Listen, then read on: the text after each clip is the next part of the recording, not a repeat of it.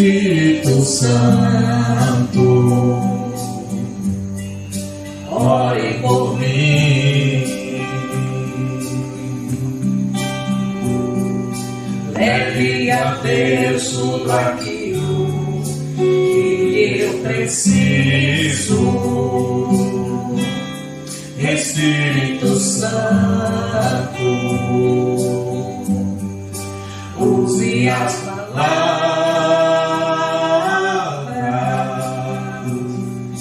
que eu necessito usar, mas não consigo.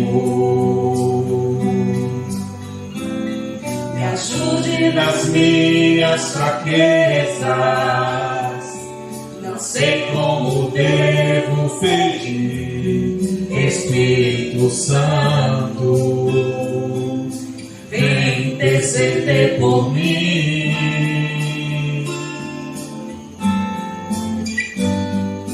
Todas as coisas cooperam para o bem daqueles que amam a Ti, Espírito Santo. Vem orar por mim. Estou clamando, estou pedindo. Só Deus sabe a dor que estou sentindo. Meu coração está ferido, mas o meu clamor está subindo. Estou clamando, estou pedindo, só Deus sabe a dor que estou sentindo. Meu coração está ferido, mas o meu clamor está subindo.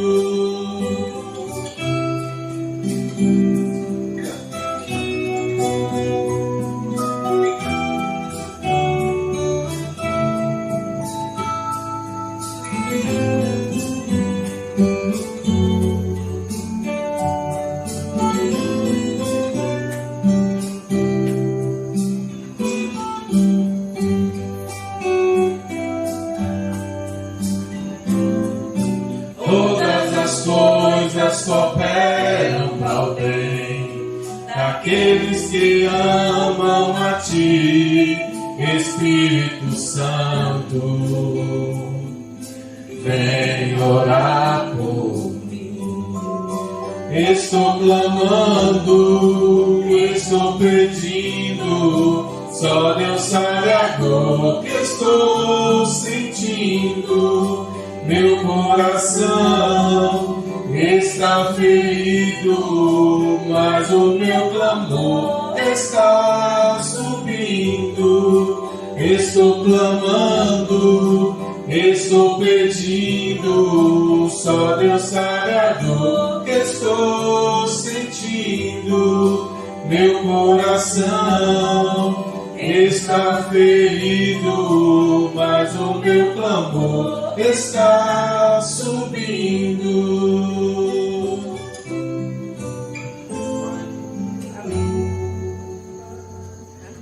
Glória a Deus.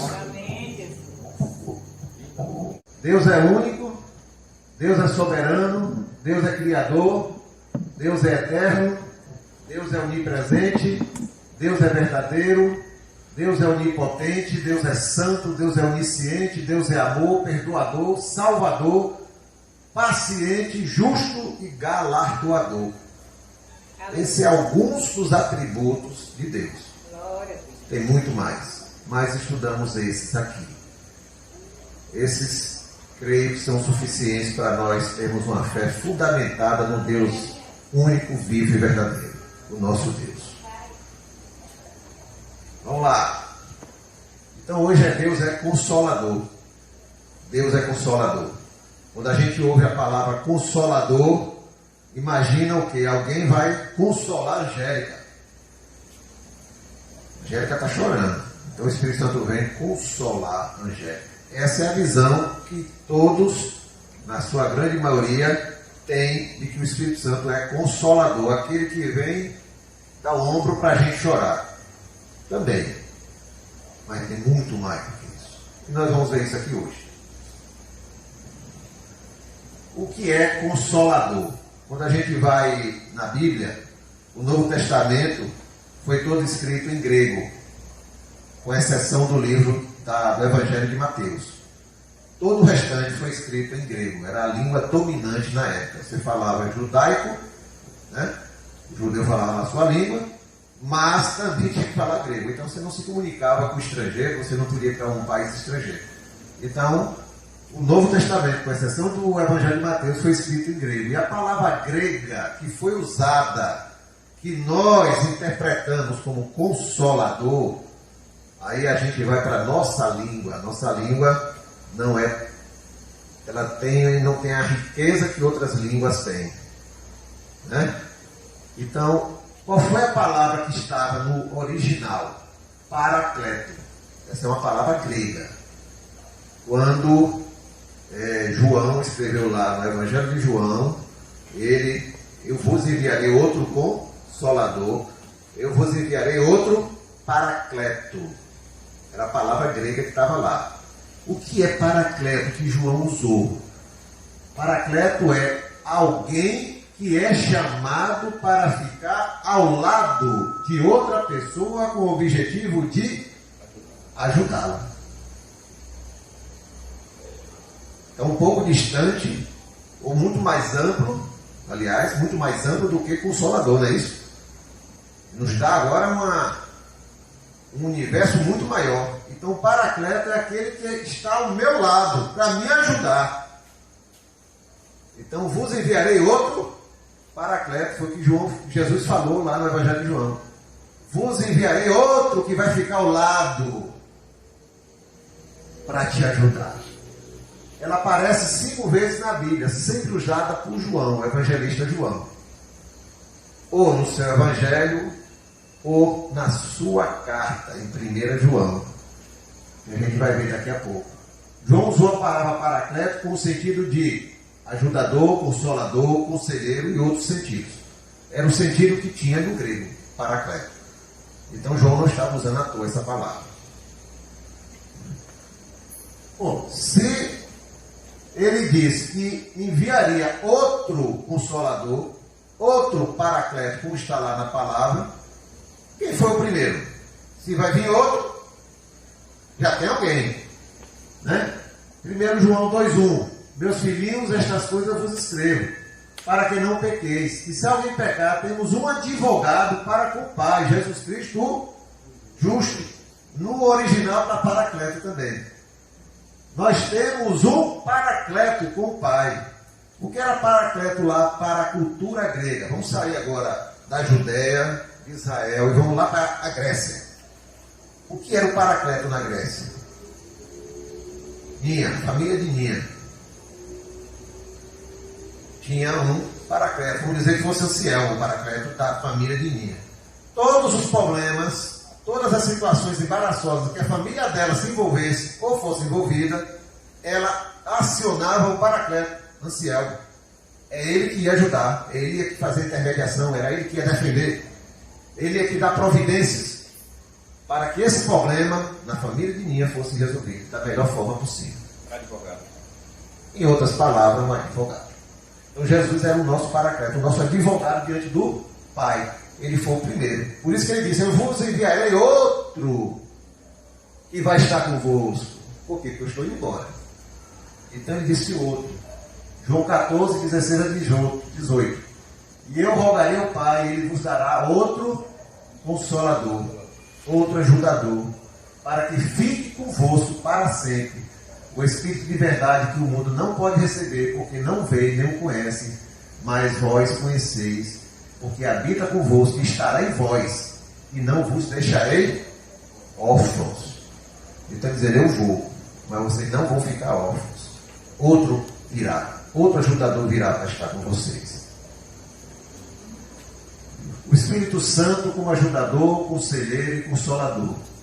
Irmãos, o Espírito Santo é uma pessoa. O Espírito Santo é uma pessoa. Se ele é uma pessoa, nós temos que nos relacionar com essa pessoa. Nós nos relacionamos com Deus, nós nos relacionamos com Jesus, nós nos relacionamos com o Espírito Santo. Então ele é uma pessoa, eu preciso me relacionar com ele. Nós vamos falar mais um pouco sobre isso. O Espírito Santo é divino, ele é Deus. Não podemos ter dúvida disso. O Espírito Santo, irmãos, ao contrário do que muitos segmentos religiosos falam, inclusive heréticos, com certeza heréticos, eles dizem que o Espírito Santo é uma energia, é uma força que vem de Deus na vida do cristão. Não. O Espírito Santo pode dar até energia, pode dar até uma força, nos capacitando, nos impulsionando, nos encorajando. Mas ele não é uma força, ele não é uma energia, ele é a pessoa, a terceira pessoa da Trindade. Ele é divino, ele é Deus. O Espírito Santo não é apenas, como a gente falou, um enxugador de lágrimas. Ele é muito mais Deus, ele é Deus, sem limites. Nós vamos falar mais alguma coisa mais adiante. Ele é defensor, fortalecedor e encorajador dos cristãos. Temos que entender isso aí. Ele é defensor, ele nos defende diante das causas deste mundo. Que causas? As causas espirituais. Ele está por trás. Por quê? Porque nós estamos aqui, mas há um mundo espiritual nos cercando. O Espírito Santo está aqui, nos capacitando, nos ajudando, nos defendendo, nos orientando, nos fortalecendo, nos encorajando como cristãos para vivermos a vida cristã aqui. Ele está com a igreja diante das hostilidades desse mundo. Quando Jesus falou aquilo, eu vos darei outro consolador, não vos deixarei órfãos. Jesus estava nos últimos momentos ali com seus discípulos. Jesus estava dando as últimas orientações a eles. Jesus sabia que em pouco tempo ele seria preso, ele seria julgado e crucificado. E aqueles homens sofreriam o impacto da perda do mestre, da perda física do mestre. Então ele estava preocupado com isso, de deixar o Espírito Santo para ajudar. E o que ia acontecer depois que Jesus fosse preso? A hostilidade seria só contra Jesus? Jesus já sabia, não. Se perseguiram a mim, perseguirão a vós também. Então Jesus já estava deixando o Espírito Santo para fortalecer aqueles irmãos, encorajar diante das hostilidades que viriam no futuro. O ajudador no livro de Atos.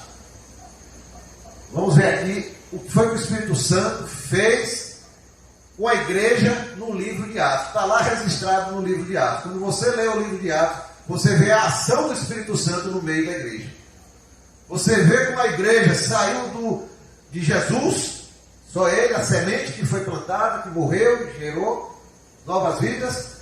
E como termina o livro de Atos, sempre o Espírito Santo. Muitos autores chegam a dizer que o nome do livro deveria ser Atos do Espírito Santo. Pouco importa. O que importa é que registrou o que o Espírito Santo fez na igreja. O Espírito Santo conduziu a igreja de forma clara e precisa. A igreja andava conforme o Espírito orientava, conforme o Espírito dirigia, conforme o Espírito indicava. A igreja ia para cá, porque o Espírito Santo estava mandando. A igreja queria ir para aqui. O Espírito Santo dizia, não, vá para lá. A igreja ia. E aonde a igreja ia, por onde passava, a vida do Senhor se multiplicava ali. Muitos cristãos eram adicionados. Ele estava presente em tudo que acontecia. Quando a gente pega o livro de Atos, nós vamos ver lá o Espírito Santo aparecendo em todas as situações, por mais diferente que seja, em locais diferentes, o Espírito Santo presente no meio da igreja, conduzindo a igreja. Ele estava presente em tudo que era feito. O Espírito Santo estava presente em tudo que aconteceu. O Espírito Santo estava presente em tudo que aconteceu ali naquele momento. Em todas as cidades, em todas as localidades, com todos os apóstolos, com todas as lideranças, o Espírito Santo estava presente no meio da igreja. Ele estava presente em tudo que acontecia. Ele estava presente em todos os lugares. Tudo era feito com a sua direção. Tudo era feito com a sua direção. Quando a gente diz isso, que era feito com sua direção, era porque a igreja estava submissa ao Espírito Santo. Submissa ao Espírito Santo. A igreja só se movia se o Espírito Santo confirmasse, pode ir. A igreja só fazia algo quando o Espírito Santo confirmava, pode fazer. A igreja dependia do Espírito Santo. Tudo era feito com a sua intervenção.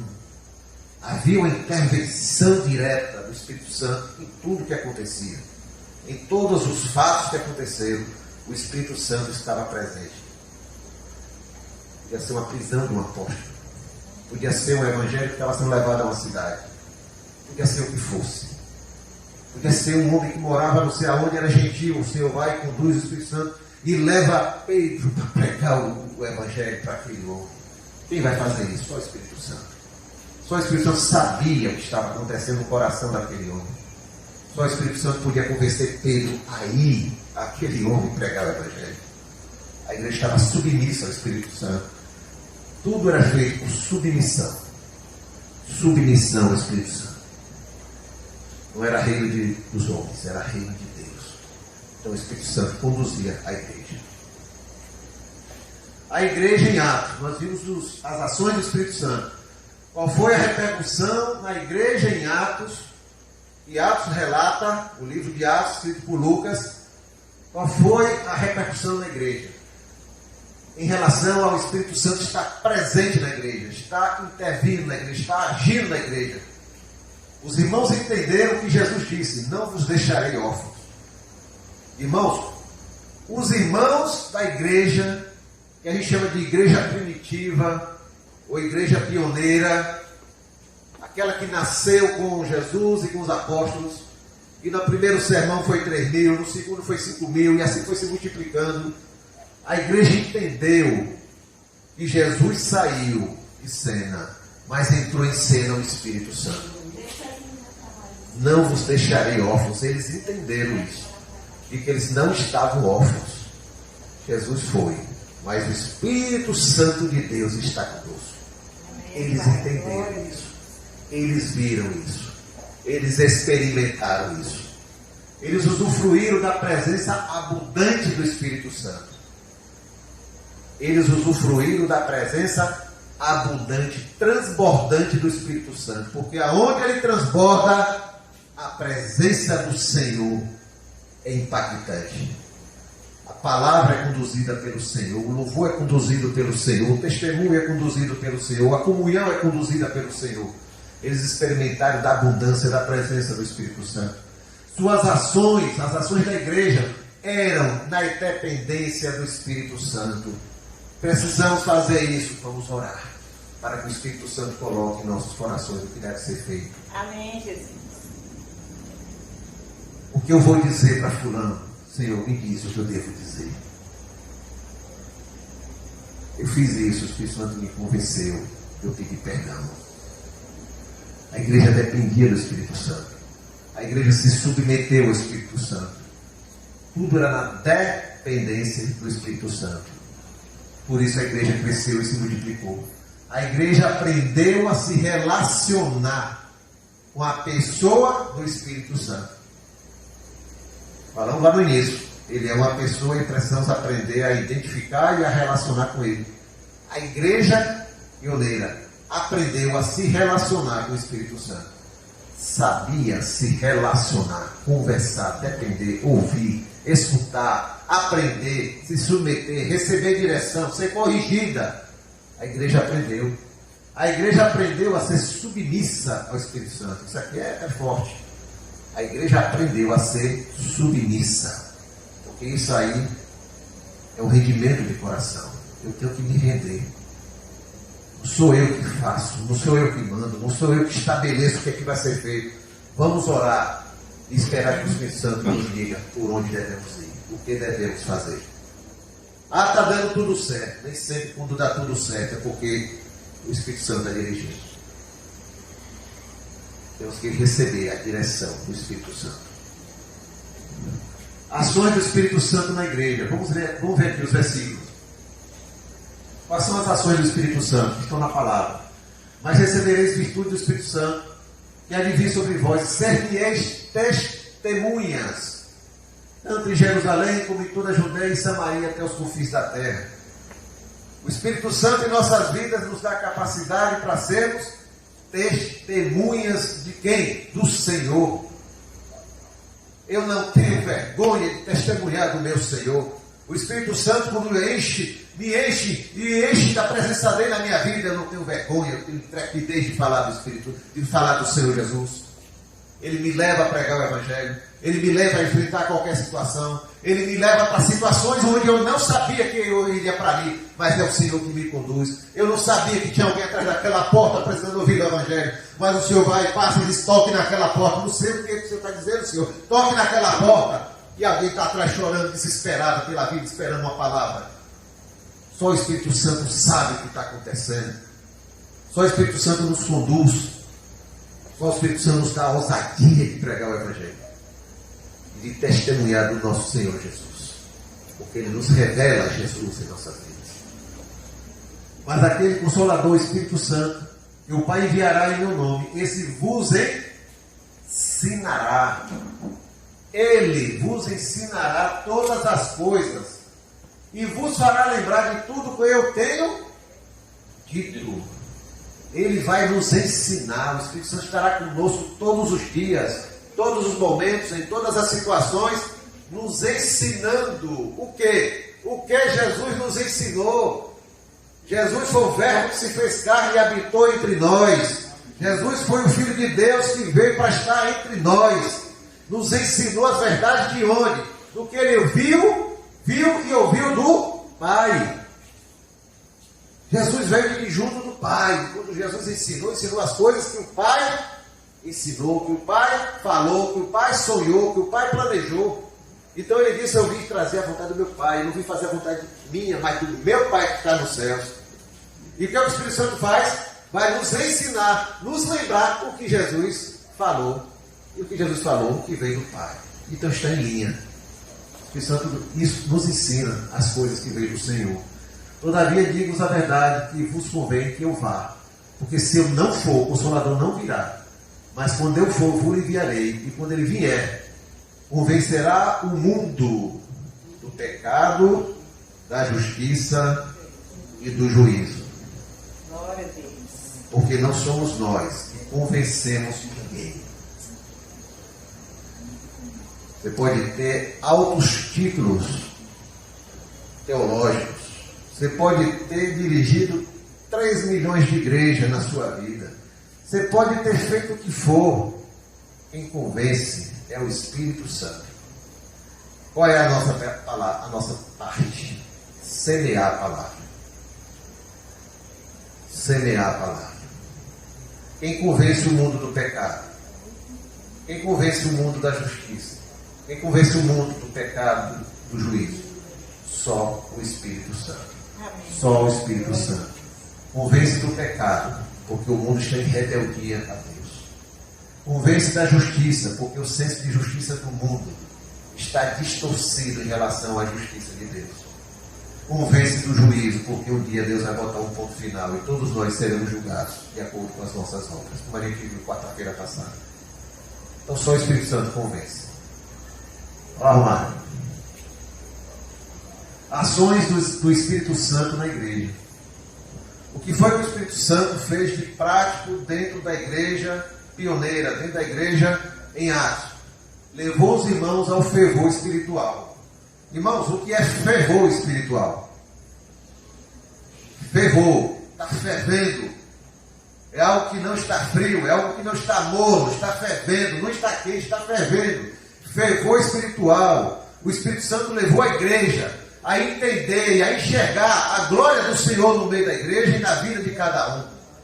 O Espírito Santo levou os irmãos a entenderem que louvar o Senhor, adorar o Senhor, servir ao Senhor não é uma atitude mecânica, não é uma atitude fria, é uma atitude que brota a vida de dentro para fora, porque o Senhor está comigo. A igreja fervia, a igreja exultava de servir ao Senhor, exultava de louvar o Senhor, exultava de adorar o Senhor.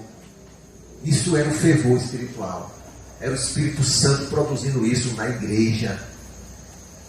Se não tem fervor, é porque o Espírito Santo não está fervendo dentro da igreja. Não está fervendo dentro de mim. O Espírito Santo derramou e fluiu os dons espirituais. Os diversos dons espirituais foram dados à igreja.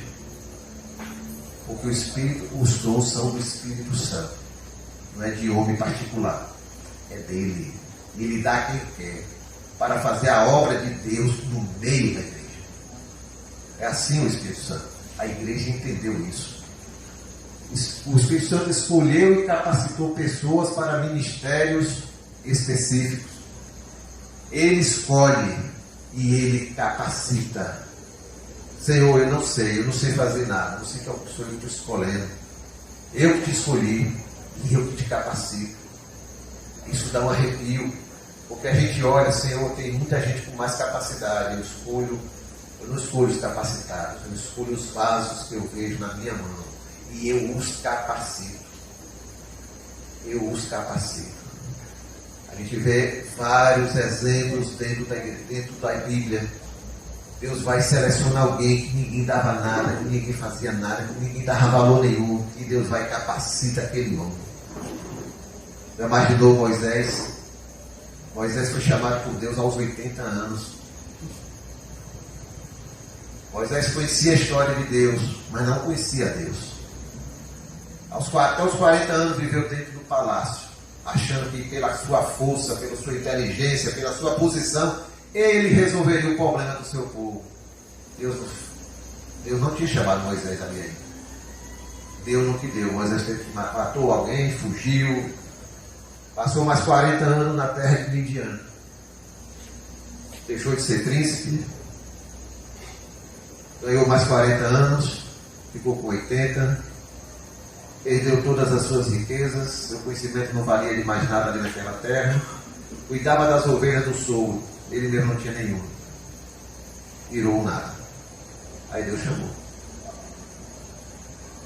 Moisés, vem cá, vai no Egito, salva, tira meu povo de lá e leva para a terra que eu irei te mostrar. E vocês já sabem qual foi a história de Moisés. É Deus que faz. Quando é a gente faz o que Moisés fez. Matou um egípcio e teve que correr. Escondeu, enterrou e depois teve que fugir. Mas quando é Deus que faz, ele enfrentou o Egito inteiro, em nome do Senhor. Assim foi a igreja. Deus escolheu e capacitou cada líder da igreja. Deus promoveu a comunhão santa e verdadeira entre os irmãos. A comunhão entre os irmãos da igreja pioneira se destacava no meio das comunidades onde ela estava inserida. Os irmãos caíram na graça da comunidade. As pessoas que moravam ao redor ali daquela cidade onde a igreja estava, onde tinha a igreja do Senhor, viam na vida dos irmãos comunhão verdadeira.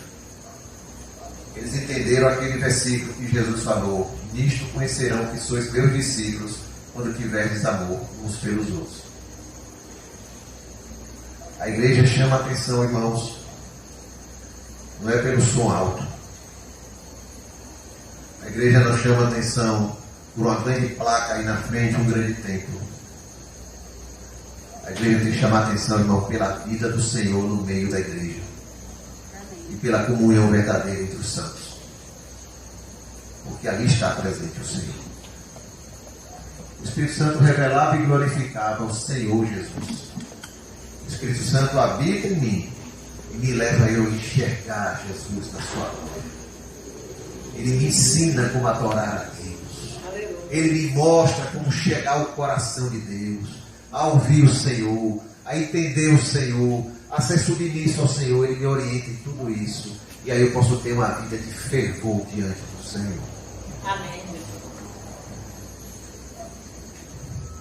E qual foi o resultado disso? Dessas ações do Espírito Santo dentro da igreja? A igreja cresceu e se multiplicou. Cresceu e se multiplicou. Cresceu e se multiplicou. Porque a gente diz que na igreja tem vida. Se tem vida, a vida multiplica a vida gera vida. Se não está gerando vida, não tem vida. Não, onde está dizendo que tem vida. Assim é a igreja do Senhor. A igreja tem que estar aqui multiplicando a vida do Senhor, espalhando a vida do Senhor, indo para a comunidade, indo de porta em porta, de casa em casa, de pessoa em pessoa, dizendo: Jesus te ama. Saia da vida que você está e venha para a vida que o Senhor sempre te ofereceu. Essa é a missão da igreja. Por isso a igreja cresceu, se multiplicou. O Espírito Santo impulsionou a igreja, encheu a igreja de fervor e disse: pregue o evangelho. Eles foram testemunhar do Senhor. Essa é uma das provas de que o Espírito Santo está no meio da igreja. Não é gritaria, irmãos. Não é barulho. É fervor espiritual.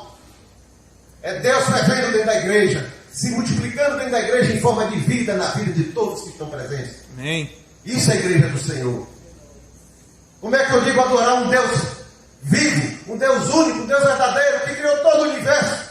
E Ele é tão pequeno na minha vida, e tão pequeno na minha igreja, que eu digo fazer parte. Ele é o nosso Deus único, vivo e verdadeiro. O Deus da vida. É dele que emana a vida. Ele é o manancial da vida, como o salmista fala. A igreja foi levada a ter vida de temor ao Senhor. Temor. Não é medo, é reverência.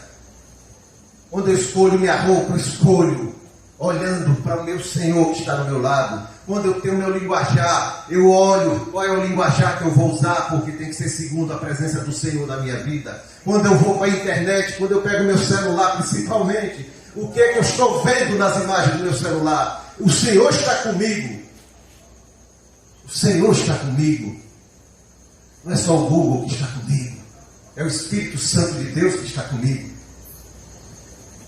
Ele me leva a ter temor, reverência pela santidade do meu Senhor. A igreja foi levada a ter vida de santidade. Eu sirvo a um Deus santo e digo que o Espírito Santo de Deus habita em mim. Eu tenho que ter vida de santidade. Eu não me misturo mais com esse mundo, com as filosofias desse mundo, com a cultura desse mundo. Eu estou no mundo, mas o mundo não pode estar dentro de mim. Tem de mim estar o Espírito Santo de Deus. A igreja foi levada a viver em comunhão. Comunhão. Espírito de humildade, de quebrantamento, de honrar um ao outro, de um olhar para o outro e dizer: eu sou teu servo, o que eu posso te servir. Santidade, comunhão. Ninguém é superior ao outro. Nós somos iguais. Nós pertencemos ao mesmo Senhor. Amém. Porque é um só corpo, um só Espírito, um só Deus, um só Pai, uma só esperança. É isso que é a igreja do Senhor. A igreja foi impulsionada a proclamar o Evangelho com ousadia. Recebereis o Espírito Santo, sereis minhas testemunhas. Sereis minhas testemunhas. O Espírito Santo vai impulsionar. Mas o Espírito Santo impulsiona quem? Quem está rendido a Ele. Quem serve a Ele. Quem depende dEle. Quem foi mudado por Ele. Quem Ele diz: eu posso contar com esta vida. Eu posso guiar esta vida. Então Ele nos leva. E às vezes até nos assusta. Por quê? Porque nós somos limitados.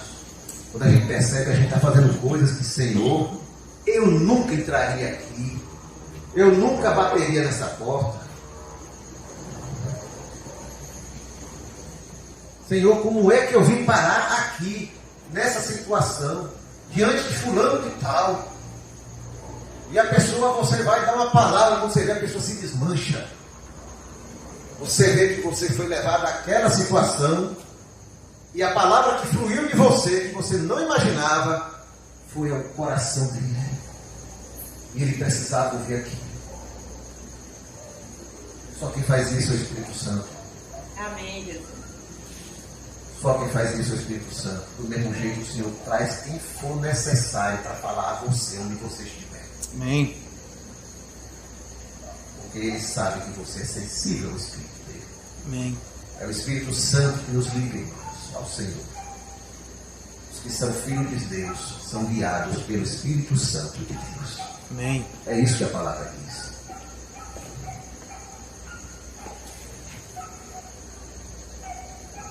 Resumindo, vamos ler juntos? Resumindo aí. Assim, pois, a igreja em toda a Judéia, Galiléia, Samaria, tinha paz, sendo edificada e andando no temor do Senhor, e que o auxílio do Espírito Santo se multiplicava. Amém. Esse é um resumo do que falamos até agora. Pelo auxílio, pela ajuda do Espírito Santo, a igreja se multiplicava. Tinha paz e era edificada andando no temor do Senhor. Amém. Glória a Deus. Seguindo. Então o Espírito Santo é quem convence o mundo do pecado, da justiça e do juízo. Nenhum de vocês convence. Nem tentem. Eu já tentei e me dei mal. Só o Espírito Santo convence. Só o Espírito Santo convence. O pecado. O mundo está distante de Deus.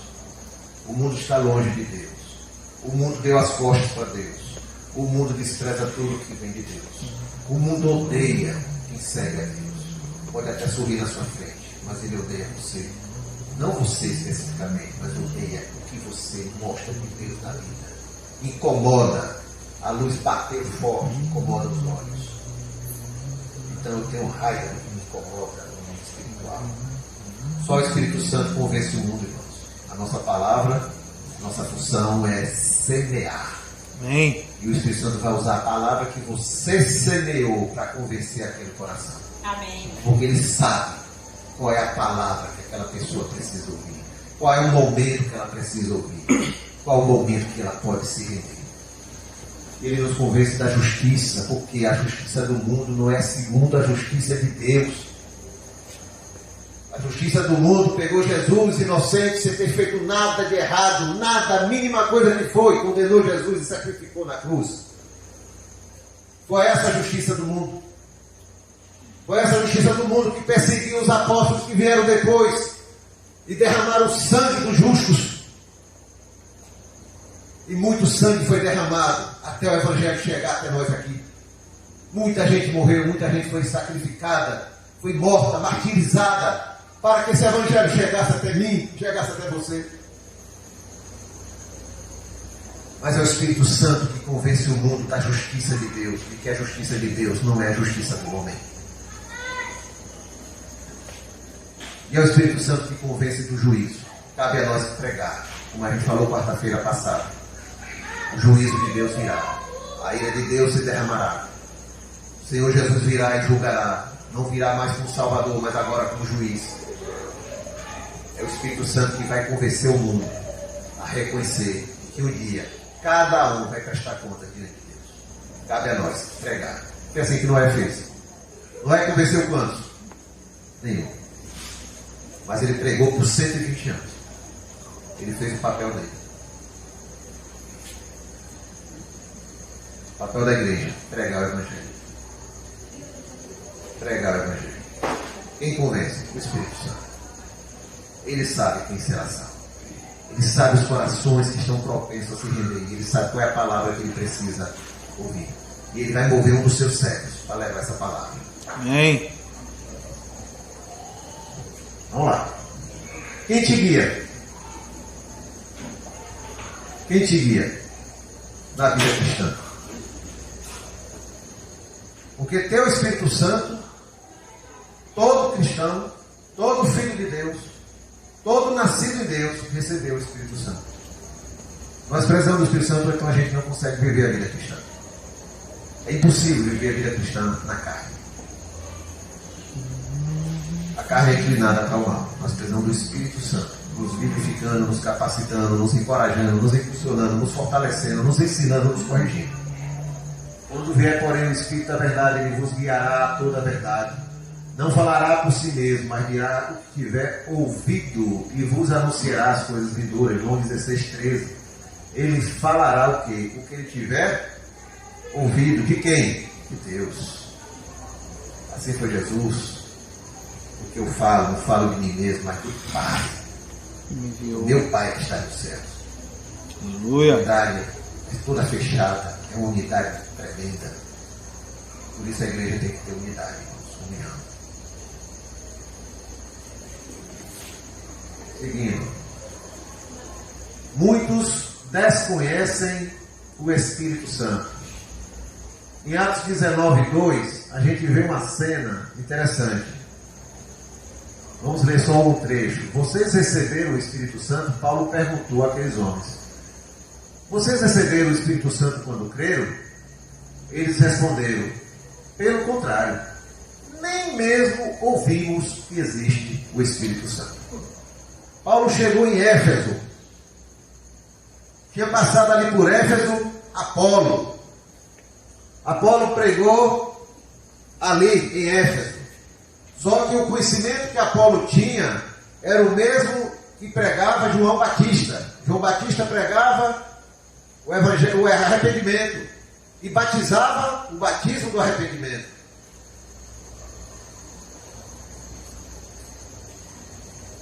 Foi isso que eles conheceram. Mudou a vida deles. Mas foi como se eles tivessem parado no primeiro degrau. Ou na porta. Não sei o que a gente pode comparar, mas é algo semelhante. Quando Paulo chega com sua caravana em Éfeso, Paulo tem conhecimento que há 11 homens. São esses. E é esses homens que Paulo procura e pergunta isso aí. Vocês receberam o Espírito Santo? Paulo, eu nem sei que existe o Espírito Santo. Então o Espírito Santo era desconhecido por aqueles homens que estavam vivendo algo do Senhor nas suas vidas, que receberam uma mensagem de arrependimento e que creram e que mudaram suas vidas, mas eles não sabiam que existia o Espírito Santo. Não sabiam. E a igreja já estava se multiplicando há muito tempo, já tem anos que Paulo está andando de igreja, de cidade em cidade, pregando. Jesus já morreu há anos. E eles ainda não sabiam que existia o Espírito Santo. Seguindo em frente. Por que muitos desconhecem o Espírito Santo? Por que muitos desconhecem? O Espírito Santo foi transformado em doutrina pelos homens. Você conhece o Espírito Santo? Já comprei 3 livros para ler sobre o Espírito Santo. Eu estou lendo umas apostilas. Rapaz, peguei uns 2 livros bons, viu? Sobre o Espírito Santo. Rapaz, você não entendeu. Eu estou perguntando se você conhece o Espírito Santo. Eu estou perguntando se você é professor do Espírito Santo. Se você é mestre, doutorado. É só se você conhece. Porque Paulo perguntou, vocês conhecem? Não, Paulo, eu não fiz ainda essa doutrina lá na ABD, não. A revista da EBD sobre o Espírito Santo não chegou ainda, não. Não, porque você conhece o Espírito Santo. Virou tema de livros. Tem livros à vontade sobre o Espírito Santo. Tem livro que você lê, que você termina conhecendo menos do que você já sabia. Porque o autor faz uma confusão tão grande com o Espírito Santo que você pensei que não sabia alguma coisa, não sabia nada mais. Porque ele faz uma confusão, embaralha na cabeça. Virou matéria nos seminários. Já fez matéria aí, já pegou o professor tal que fala sobre o Espírito Santo? Rapaz, peguei a matéria 1 e a matéria 2. Tá, beleza. É mesmo? E aí, o que você sabe? Não, já sei fazer a prova. Mas você conhece o Espírito Santo? Aí muda a situação. Virou motivo para divisões na igreja. Na igreja que se diz cristã, na igreja que diz seguir a Cristo. Motivo para divisões. Porque fulano diz que foi batizado no Espírito Santo. Eu não acredito nisso não. Não, eu vou ficar aqui mais não aceito mais isso não. A igreja está uma igreja cheia. Vou sair daqui porque essa igreja aqui não fala do Espírito Santo. Vou para cá. Aquela igreja ali fala muito do Espírito Santo, mas olha lá, não tem isso, não nada. Aí vira um debate em torno do Espírito Santo que tira o foco. O Espírito Santo foi dado à igreja para trazer o que? Temor à igreja, comunhão entre os irmãos, fortalecimento, encorajamento, ensinar as coisas do Senhor. Não é para motivo para debate nem divisão. Eu creio dessa forma, eu creio daquela forma, eu vou seguir para cá, eu vou fundar minha igreja que crê dessa forma, eu vou fundar a minha que crê dessa outra.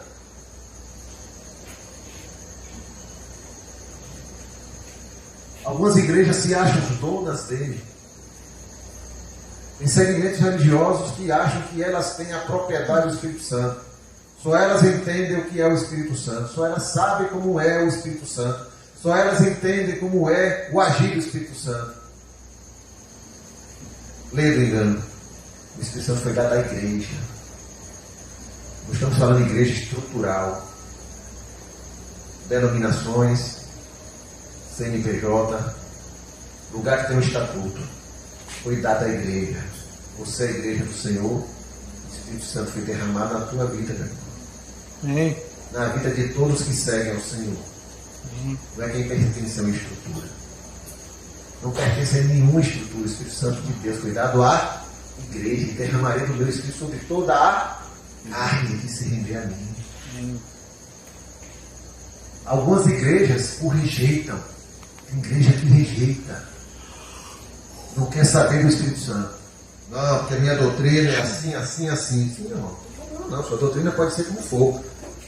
Mas a palavra diz que eu preciso me relacionar com o Espírito Santo. E aí, como é que fica? Não, mas minha igreja, minha doutrina é assim, assim, isso aqui a gente não vai tratar, não. A gente viu lá que o Espírito Santo fez na igreja pioneira. E a ausência dele provoca o quê? O inverso. Que a gente vai ver daqui a pouco. Algumas pessoas têm medo. Vocês já viram isso? Eu já conversei com algumas pessoas que quando eu fui falar no Espírito Santo, eu não gosto de falar sobre o Espírito Santo, porque eu tenho um certo medo, que pode acontecer algumas coisas. Rapaz, o Espírito Santo é para lhe encorajar, é para lhe dar alegria, é para lhe dar vida, é para lhe dar entusiasmo, é para lhe dar intrepidez. E você está com medo do Espírito Santo?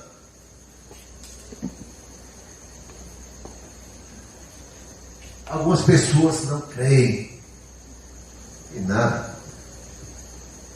Aquilo ali, e nada, aquilo não tem nada a ver com o Espírito Santo. A pessoa sabe tudo do que não é Espírito Santo, só não sabe o que é. Ou seja, ela não crê. E nada, aquilo é fogo de palha, daqui uns dias passa. E nada, aquele entusiasmo, eu já vi. No dia que tiver o primeiro problema, desabou tudo. Mas ela não sabe o que é para ela. Ela só sabe dizer o que não é. São as pessoas que desconhecem, não convivem, não se relacionam com o Espírito Santo de Deus. Seguindo. Qual o resultado da ausência do Espírito Santo na igreja? Quando a gente fala igreja aqui em geral. Todas as igrejas que se dizem cristãs, evangélicas, que servem, dizem servir ao mesmo Deus que nós servimos. A igreja perdeu a santidade. O Espírito Santo não está conduzindo a igreja. A igreja perde a santidade do Espírito Santo. É o Espírito Santo que nos leva a sermos santos. Ele nos lembra a palavra do Senhor. Ele nos leva a ter temor. Ele nos lembra a vermos a glória do Senhor. Então a igreja perde a santidade. A igreja começa a achar que as coisas do mundo são bonitas, são atraentes. Não tem nada a gente experimentar alguma coisinha e trazer para cá. Então a santidade, sem o Espírito Santo, a santidade do Senhor se afasta do meio da igreja. E a igreja se corrompe. Sem o Espírito Santo, a igreja perde a comunhão entre os irmãos. Quem promove a comunhão santa e verdadeira entre os irmãos é a presença do Espírito Santo. Amém. Se eu não permito que o Espírito Santo flua em minha vida, como é que ele vai fluir no meio do grupo? Um grupo se torna forte em comunhão entre os irmãos a partir do que Deus consegue fazer na vida de cada um individualmente. Tem uma obra individual na vida de cada um. Quando nos unimos, quando estamos juntos, nós experimentamos o fluir dessa presença, dessa obra que Deus fez na vida de cada um, agora em conjunto. E aí a gente percebe uma comunhão fluindo verdadeiramente, onde eu posso ser sincero, eu posso ser eu. O Adevante está aqui, o Adevante está lá fora, o Adevante está no trabalho, está na família, está na rua, é o mesmo. Não só em testemunho, como no meu relacionamento com cada um dos irmãos. Eu posso ser eu posso ser sincero. Porque eu confio na presença do Espírito Santo no meio da igreja. Amém. Se isso não acontece, o Espírito Santo não está fluindo. A igreja perdeu a direção, não enxerga mais o alvo do Senhor. Quer perder a direção? Eu não sei mais para onde eu vou. Estou perdido. Estou perdido. A igreja se perde, aquela igreja, aquela comunidade, aquele grupo que está ali se perdeu, porque eu não sei mais o que fazer. Eu me reúno aqui, mas eu não sei o que fazer. Nós temos cultos, mas eu não sei para onde ir. Nós temos trabalhos, sim. Mas qual é o alvo que eu tenho que atingir? O alvo não é o meu, o alvo é o do Senhor. E é o Espírito Santo que me mostra qual é o alvo dele, crescer e multiplicar a vida do Senhor, aonde eu estiver. Se a igreja não tiver o Espírito Santo, ela perde a direção e começa a andar em círculos. Andando em círculos, ela vai encolher, perder a santidade e perder o fervor. As igrejas parecem hoje, irmãos, mais clubes, empresas desse tipo, coisas desse tipo. As igrejas em geral, de tão frias, de tão geladas, sem fervor, se andando em círculos, vivendo só para si mesmas, como se fossem bolhas.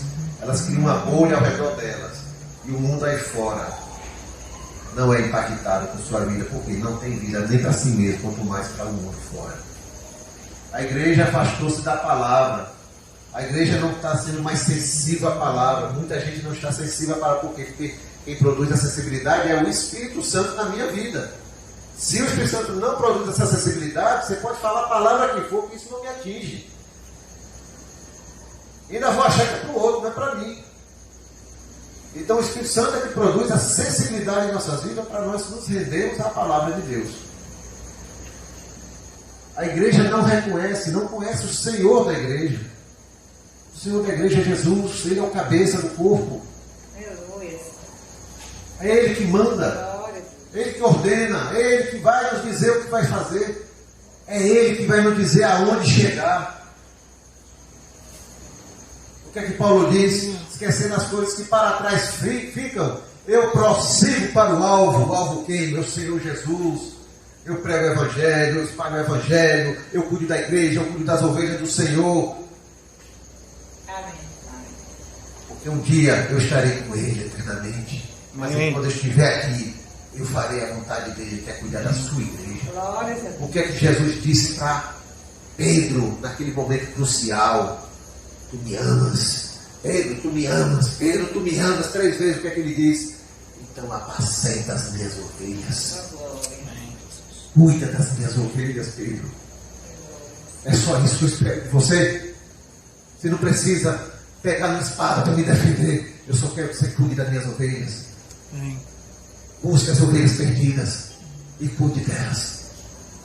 É isso que o Senhor quer que a gente faça. Isso é o papel da igreja. E é isso que o Espírito Santo nos leva a fazer. A igreja, sem o Espírito Santo, não tem clareza da vontade que emana do coração do Senhor da igreja. À medida que eu me aproximo de Deus, à medida que eu aproximo dEle, à medida que eu chego perto do Senhor, eu vou perceber a vontade, o desejo, o projeto, o sonho que flui do coração de Deus para as nossas vidas. Aí eu posso dizer se eu estou no centro da vontade de Deus ou não. Só quando eu conheço a vontade de Deus. Porque você ouve muita gente dizendo que eu quero estar no centro da vontade de Deus. Não, eu tenho orado para estar no centro da vontade de Deus. Mas não procura saber qual é o centro da vontade de Deus para saber qual é o centro dela. O centro dela é esse. Sermos igreja. Cuidar das ovelhas. Cuidar das coisas do Senhor. Cuidar das coisas do Senhor. Entender o que é que vem do coração de Deus. O que é que Ele projetou para a gente, que a gente viu esses dias. Ele nos criou para sermos seus filhos. Esse é o nosso propósito de vida. Esse é o sentido da nossa existência. Sermos seus filhos. Foi para isso que Ele nos criou. Essa é a vontade maior dele. E a igreja não tem o juízo de Deus. O que é isso? Muita gente dentro das igrejas não estou preocupada com o dia do julgamento. Não estou preocupado de que Daqui a pouco eu posso morrer e minha vida vai ficar o que estava ali. E que eu não vou estar diante de Deus. E que eu não vou prestar conta da minha vida. Muita gente não prega também o juízo de Deus. Vê o mundo aí fora se perdendo. Não prega a salvação, não prega o juízo, não prega nada. Vai e volta para sua casa. Como se a palavra fosse só para ela. A igreja não tem o juízo, não vive, não prega. Seguindo. Para concluir isso aí. O Espírito Santo no meio da igreja, nas nossas vidas, vai nos dar o quê? Fortaleza, sabedoria, conhecimento, vai nos dar conselho, entendimento, vida piedosa, temor de Deus. Esse é o papel, é o ministério do Espírito Santo no meio da igreja. Não vos deixarei órfãos. Foi o que Jesus disse. E a igreja pioneira acreditou nisso e viveu isso. O Senhor nos abençoe e nos dê entendimento. Entendemos que o Espírito Santo já está no meio da igreja. O que falta é só nós nos relacionarmos e deixar que Ele conduza a igreja dentro da obra do Senhor da igreja. Amém. Amém? Aleluia. Glória a Deus.